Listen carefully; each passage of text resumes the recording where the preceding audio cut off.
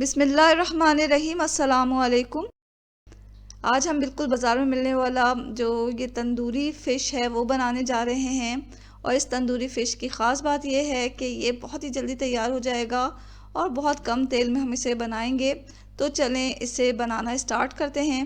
सबसे पहले हमें इसे मैरिनेट करना है। यहाँ हमने सफ़ेद पापलेट लिया है और इसे अच्छी तरह धोकर इसमें इस तरह के कट लगा लिए हैं ताकि जब हम इसे मैरिनेट करें तो मसाला फ़िश के अंदर तक जाए अच्छी तरह।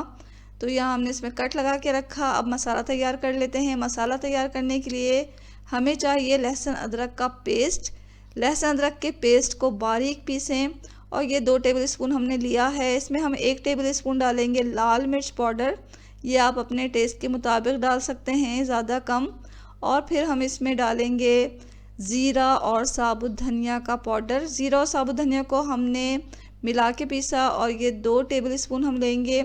इसमें जाएगा 2 टेबल स्पून कश्मीरी लाल मिर्च पाउडर ताकि हमारे तंदूरी फ़िश में अच्छा सा कलर आए।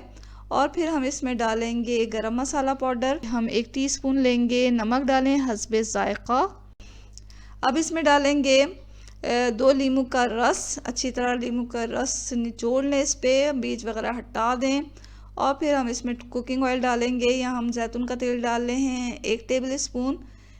और क्योंकि ये तंदूरी फ़िश है तो हम इसमें थोड़ा सा फूड कलर भी डालेंगे, ये ऑप्शनल है। थोड़ा सा आप येलो फूड कलर या ऑरेंज फूड कलर इसमें डालें। अच्छी तरह से मिक्स करें। अब ये मसाला हमें लगा देना है अपनी फ़िश पे अच्छी तरह से लगाएं। एक साइड पे लगाएं, इसमें जो कट हमने लगाए हैं उसमें इसे डालें अच्छी तरह। और अंदर भी फ़िश के अंदर भी हमने इसे लगा दिया।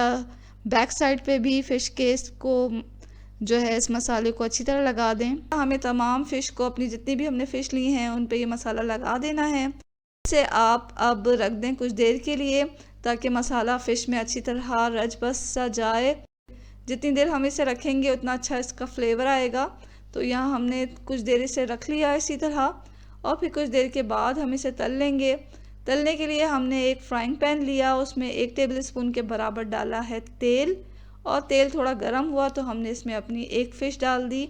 फ़िश को डाला हमने और अब इसे हम ढक के पकाएंगे। फ्लेम को हमने रखा है मीडियम टू लो। और 5 मिनट में हमने थोड़ा साइड चेंज करके इस को पकाया।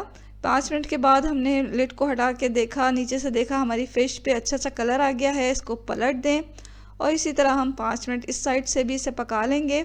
ढक के पकाएं ताकि फ़िश जो है वो अच्छी तरह गले। 5 मिनट तक इसे हमें इसी तरह पकाना है।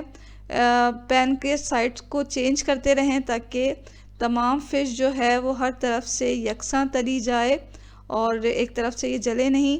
तो 5 मिनट के बाद हमने लिड को हटाया। हमारी फ़िश बिल्कुल तैयार है। चाहे तो इसे थोड़ा खोल कर भी पका लें। यहाँ हमने फ़िश को देखा अच्छी तरह ये गल चुकी है और बहुत अच्छा इस पर कलर आ चुका है।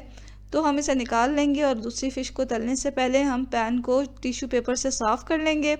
और फिर इसी तरह 1 टेबल स्पून इसमें तेल डालें और अपनी दूसरी फ़िश भी इसको इस गरम तेल में डालकर ढक कर पका लें।